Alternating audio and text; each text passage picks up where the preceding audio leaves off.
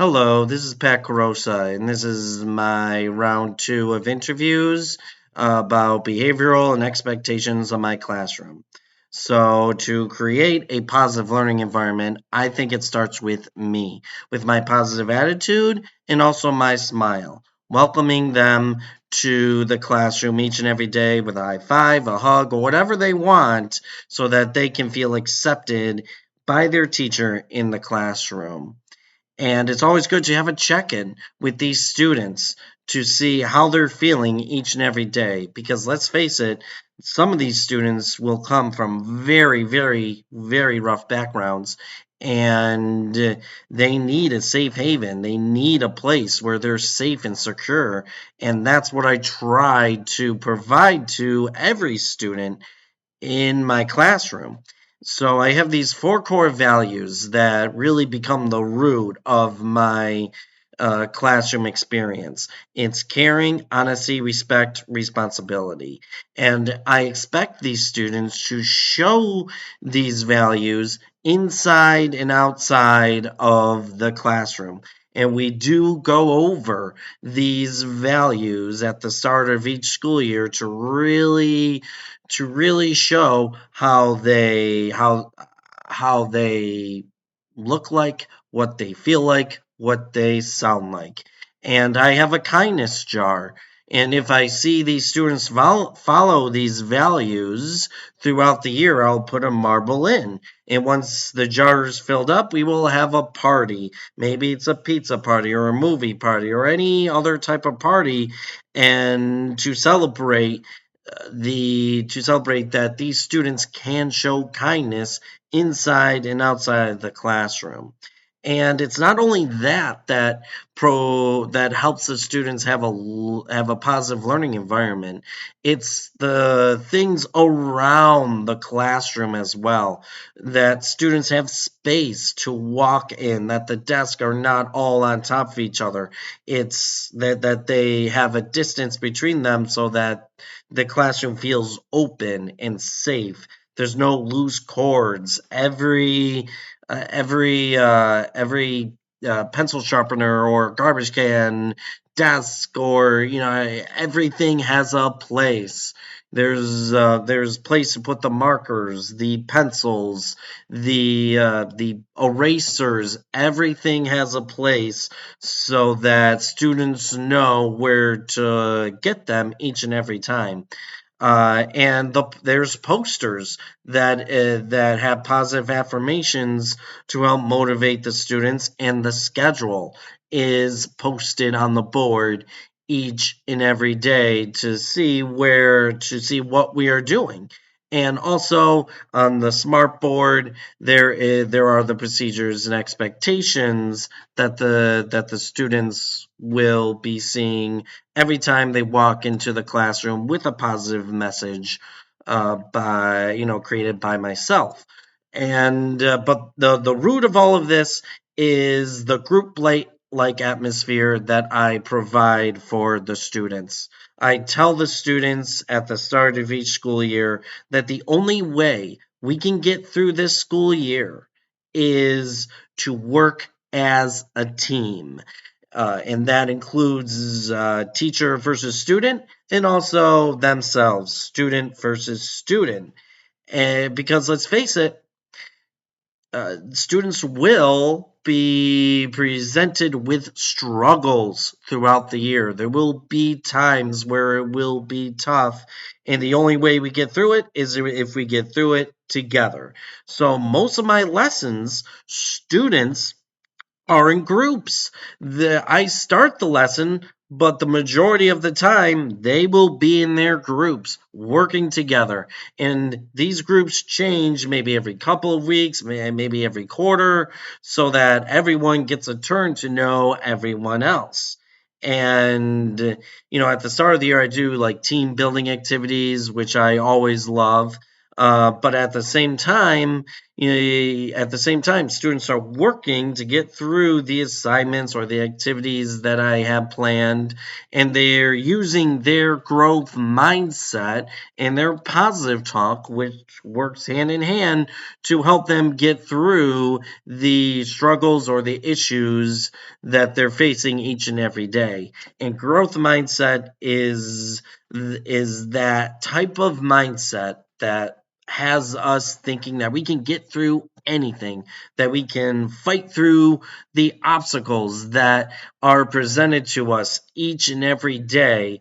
And on top of that, when we see an obstacle in the way, we use our positive talk like we can do this, I can get through this, I can do it with my friends, with my team, so that it's not as difficult and the struggle will dissipate if we work together. So, that's what I try to present to the students in the classroom each and every day, that their support will help us get through this upcoming school year. And this will just provide a more caring and a more understanding learning environment for the students. And I believe students will have fun in the classroom. And that's where it should be about fun, but also learning as well. Having a structured learning environment uh, with the students having fun doing it. And I believe these four core values and the team like atmosphere that I employ will only help that to provide a positive learning environment.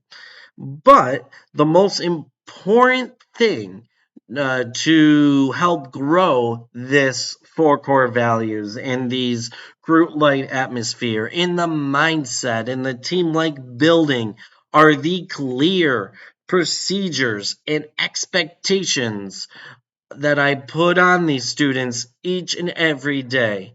I'm a substitute teacher, and I was with this younger age class, first grade class, and I was amazed that once they walked into the school year or walked into the school day and into the classroom, I didn't need to say anything.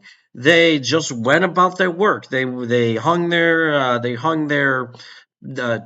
their book bags, jackets up. They put their homework in the bin, and then they had free choice that day. And so the morning routine was really well run, and I can tell that these students have it memorized. Of course, it's April right now, but they have it memorized. They have those procedures and expectations down, and I wasn't even their regular teacher.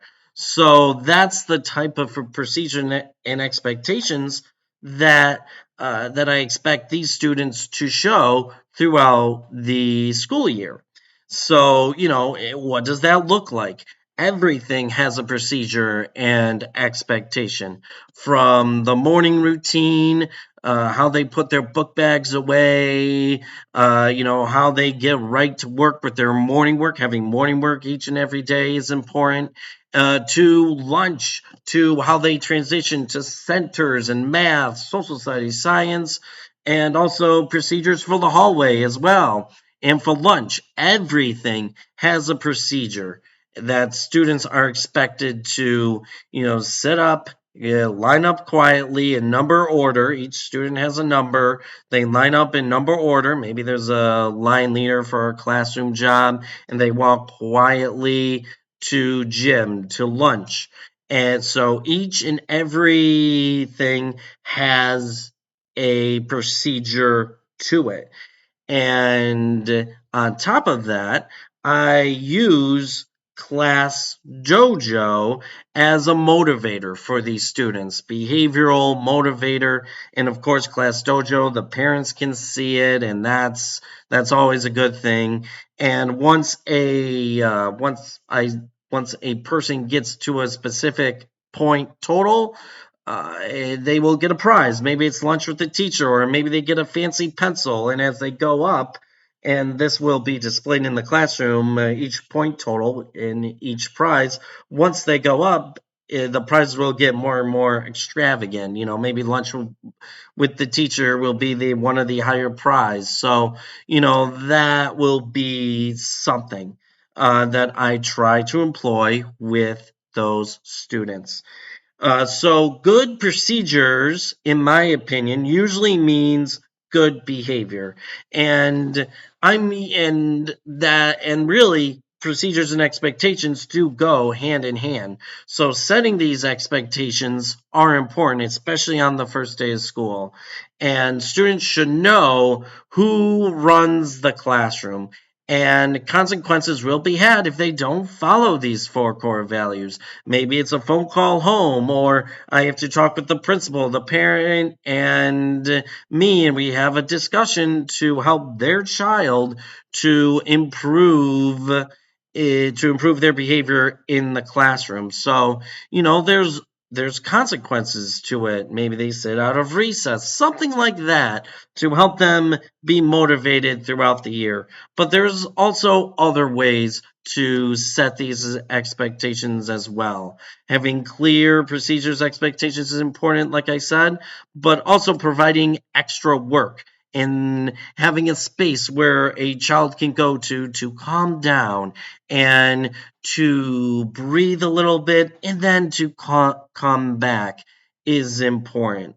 So, things like that. And then having a movement break is important as well to help them stay motivated throughout the school year, because I don't really believe in that students should stay in their seat from 8 till 2. It's just not possible, especially with the younger grades. That is not possible at all. They need to constantly get up and move around throughout the entire classroom. So, I did this with my first graders a little bit in 2020, where they had movement breaks, where I got on YouTube and they liked Just Dance, the different songs in Just Dance, and they moved around a little bit. They have an area, like a rug type area near the smartboard, where they can dance around a little bit.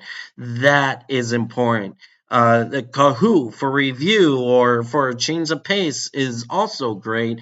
And maybe a movie day, on special occasions. Maybe they showed kindness, or they got a perfect score on a test.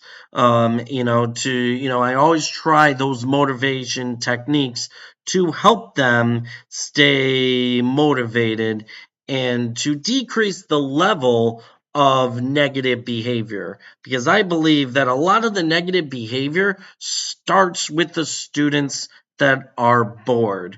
So, if a student is doing a lesson and then they are done, maybe there's extra work, or maybe they can read a book. That's one of those procedures that people don't think of usually. Once they are done, what will they do? Because you don't want students to just walk around or run around the classroom. Once they're done, they should know what is expected of them. Maybe they read a book, maybe they go to the classroom library, which is open and safe for them, and maybe they can read for a little bit, or maybe they can just play games on their Chromebook. Either way, they should have something to do at the end. So I feel like clear procedures and expectations are important to run a very well run classroom.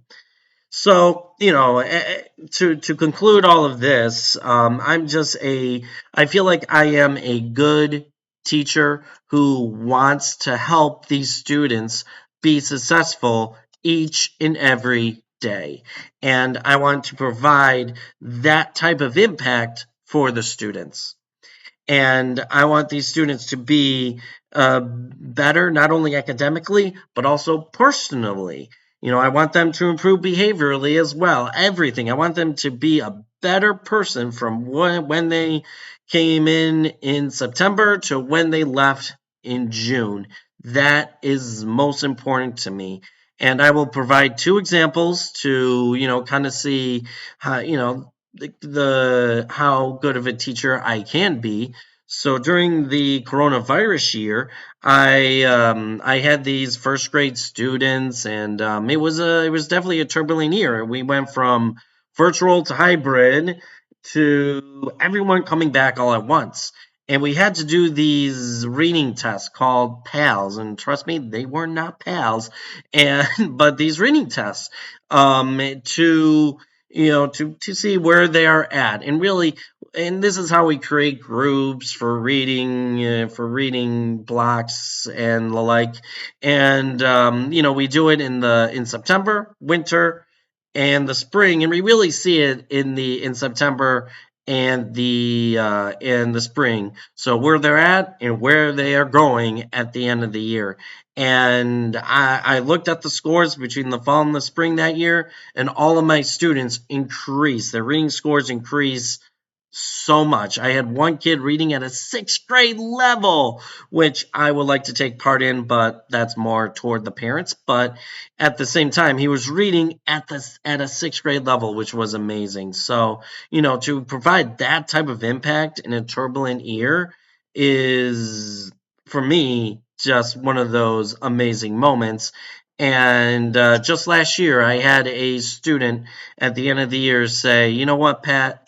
or not Pat, Mr. Carosa, you really helped me to become a better person, more confident, and helped me to speak out more throughout the year. So, that is really what I strive to be as a teacher each and every year. Not only to improve their academic level, which I try to do and I want to do, but it's also to improve them as a person and to really make them, because they're future leaders for our society, and we have to treat them as such and teach them not only math, science, history, but also skills so that they can be positive, impactful people in our society. Thanks for your time.